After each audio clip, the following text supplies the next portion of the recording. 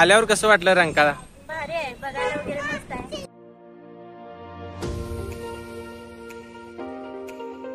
Love bird आणि newly married कपलला आवडणारं romantic आणि ऐतिहासिक वारसा असणारं हे ठिकाण म्हणजे रंकाळा तलाव.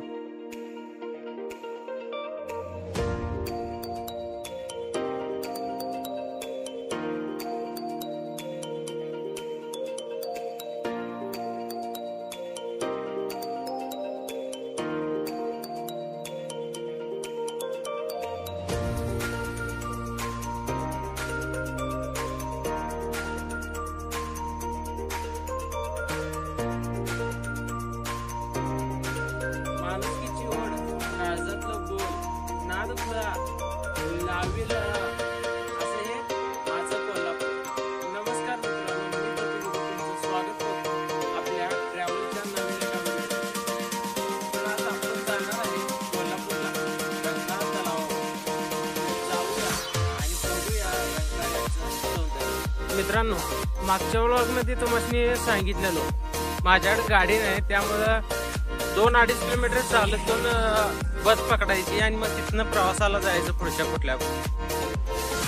तर आता 2-2.5 किलोमीटर चालायचं आहे म्हणून प्रवास थांबवण्यापेक्षा आपली जिद्द सोडण्यापेक्षा की नाही ते करायचं.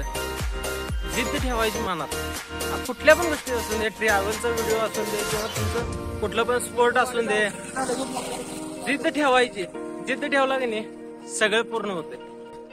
तुम्ही माझ्या चॅनलला लाईक करत नाही, शेअर करत नाही, सबस्क्राईब करत नाही, म्हणून मी जिद्द सोडली. कारण मला माहिती आहे एक नाही एक दिवस तुम्हीच माझ्या चॅनलला सबस्क्राईब करणार, व्हिडिओ लाईक शेअर करणार. त्यामुळं मी आज सुटकान चाललोय एका नवीन प्रवासाला. आता जाणार आहे कोल्हापूरला.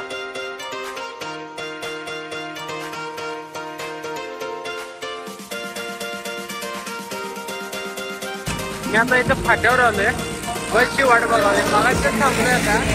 इथं फाट्यावर हीच बॉम्ब आहे. इथं बसा आली तरी एकदा थांबत नाहीत, कारण लाल बोर्डाच्या बसा इथं आधीमध्ये कुठे थांबत नाहीत.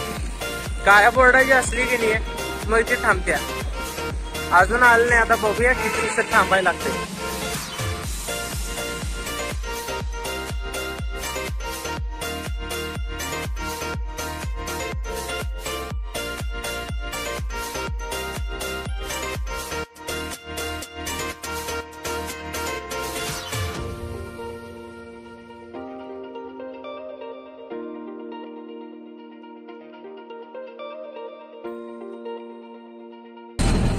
मित्रांनो, आता बस मिळत झाली कोल्हापूरला.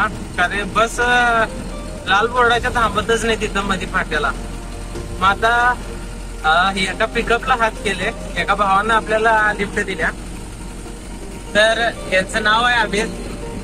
काय सबस्क्राईब करायचं सांगा, लाईक करा, शेअर करा आणि सबस्क्राईब करा. थँक्यू दादा.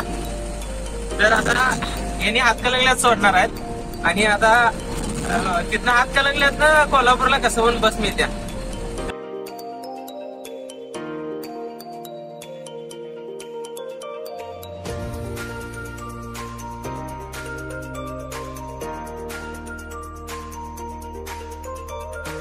मित्रांनो, आपण आता हातकलंगले बस स्टँडवर आले. आता इथनं बस पकडून जायचं कोल्हापूरला.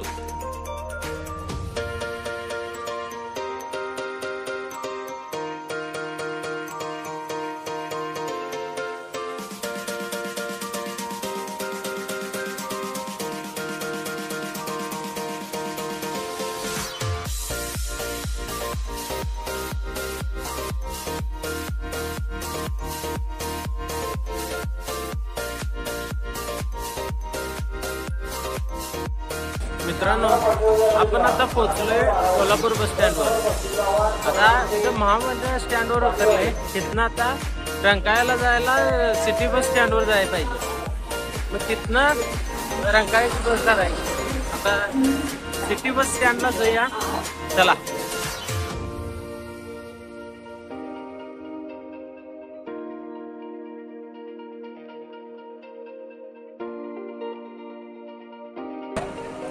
जवळजवळ अर्धा पाऊण तास झालाय थांबलोय इथं. अजून रंकाळा बस आली अजून किती वाट बघायला लागते कुणाला.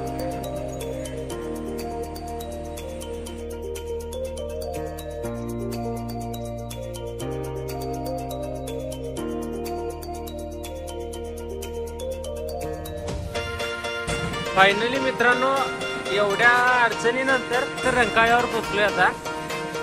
रंकाळा थोड्या वेळात दाखवतो, पहिला अनेक काम आहे तिकडे जाऊया सांगतो इथं गेल्यावर. मित्रांनो आपण आता रंकाळा बघणारच आहे, तर त्याच्या आधी एक आपल्याला काम आहे, ते म्हणजे इथं रंकाळ्याजवळ एक ऑडिशन प्रॉब्लेम, त्याला ऑडिशन देऊया आणि मग रंकाळा तलाव बघूया.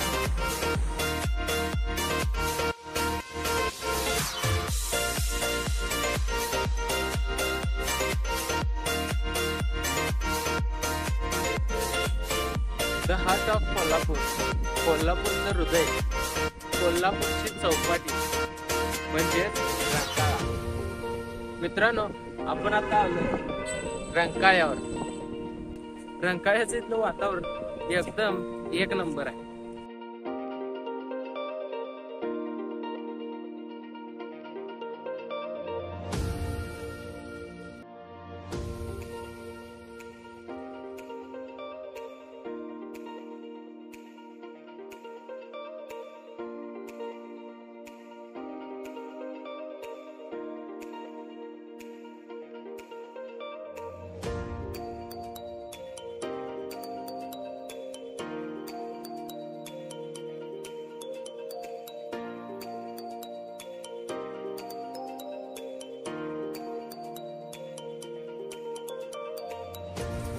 रंकाळ्यावर तुम्ही कधीपासून येता? फर्स्ट टाइमच आलोय. मग आल्यावर कसं वाटलं रंकाळा? भारी आहे, बघायला वगैरे मस्त आहे. पर्यटन स्थळासाठी चांगला. हा चांगला आहे, मुलांना वगैरे खेळायला हा. वगैरे सगळं चांगलं आहे. थँक्यू.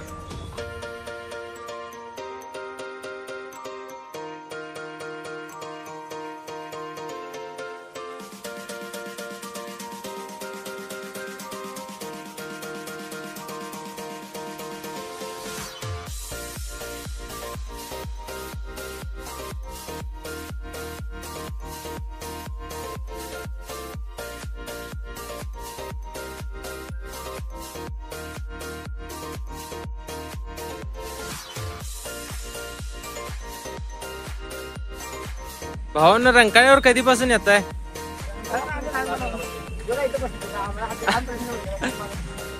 रंकाळ्यावर आल्यावर कसं वाटतंय? म्हणजे पहिल्यापेक्षा आता सगळं वेगळं केलं. संध्याकाळी वातावरण जास्त भारी दिसत असेल, लाईट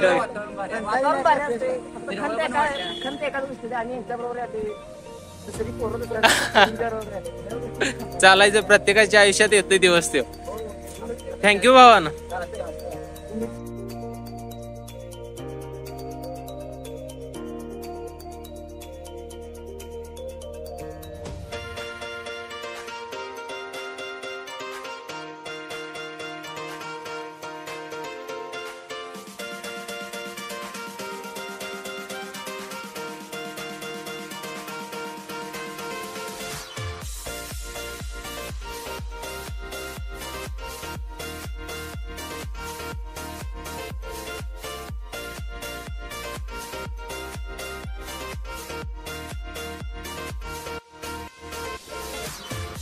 रंकाळ्यावर हे गाडा केव्हापासून घातला असतो? 1995. पहिलंचा रंकाळा आणि नंतर बदल झाल्यावर रंकाळा कसं फरक वाटतंय का नाही काय?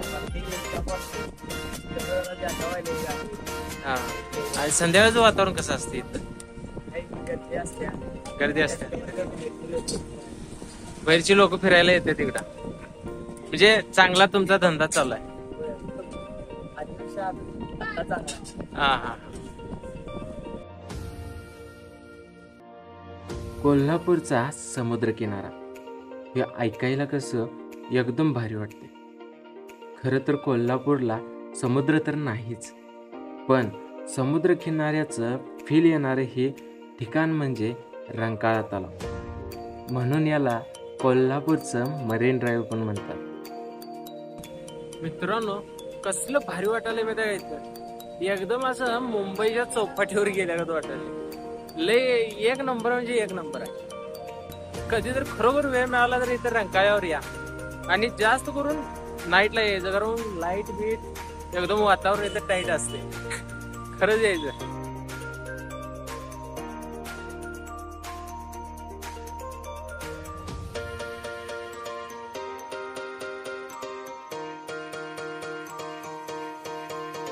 ज्यांना वाटतं खरंच एकदा तरी एकटा एकांतात शांत आणि मनाला समाधान वाटावं अशा ठिकाणी जाऊन बसा. या इथं मित्रांनो मंदिर आहे खाली, वर लिहिलेत त्यांनी खाली मंदिर आहे, चपल बाहेर काढा म्हणून.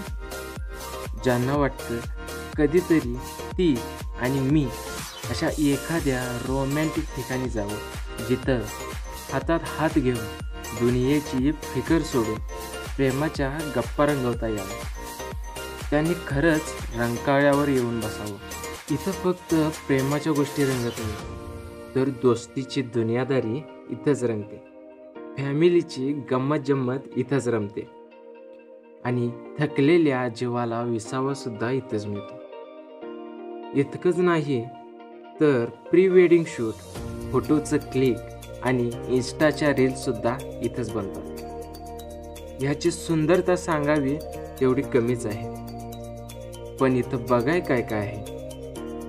इथं बघाय तलावातला अथांग पसरलेलं पाणी, पाण्यात असणारं मंदिर आहे, पाण्यात असणारा संध्यामठ आहे, रंकाळ्याचा टॉवर आहे, महादेवाचं मंदिर आहे, हिरवीगार बाग आहे आणि रात्रीच्या अंधारात डोळ्याचं पांग फिरणारं नजारा आहे. वा, एका तलावाचं इतकं सौंदर्य. मग या सौंदर्याचा इतिहास काय? याचा इतिहास सुरू होतो करवीर निवासिनी अंबाबाईपासून. पुराण कथानुसार शंकराचा अवतार व सोनारी गावचे ग्रामदैवत काळभैरव हे शेषाची मुलगी जोगेश्वरीशी लग्न करण्यासाठी पाताळात जात होते. तेव्हा ते अंबाबाईला भेटायला, कारण पाताळात जाण्याचा रस्ता हा फक्त अंबाबाईला माहीत होता. काळभैरवाचा लग्नाचा उद्देश कळाल्यावर अंबाबाईने त्यांना घोडा आणण्यास सांगितले आणि रिंगणाचा डाव करायला सांगितले. घोड्याच्या टापाने जिथे भला मोठा खड्डा तयार झाला तिथूनच पाताळात जाऊन जोगेश्वरीशी लग्न करून परत आले आणि तिथून परत कोण पाताळात जाऊ नये म्हणून तो रस्ता काळभैरवाने बंद केला. मग कालांतराने त्या खड्ड्यात पाणी साठू लागले व त्याचं रूपांतर तलावात झालं. या तलावाजवळ रंगभैरव या श्री महालक्ष्मी देवीच्या रक्षकाचे मंदिर आहे. त्याच्या नावावरूनच या तलावाचं नाव रंकाळा असं पडलं. या तलावाबद्दल आणखी एक आख्यायिका आहे. असं म्हटलं जातं की पूर्वी इथं एक मोठी दगडांची खण होती आणि या खणीतील दगड महालक्ष्मीचं मंदिर बांधायला वापरले. त्याचप्रमाणे राजा गंडरादित्यने जी 360 जैन मंदिर बांधली त्यांना सुद्धा इथूनच दगडांचा पुरवठा केला गेला. मग नंतर 8व्या किंवा 9व्या शतकात एक भूकंप झाल्यावर इथं पाणी साठलं आणि खणीचं रूपांतर तलावात झालं.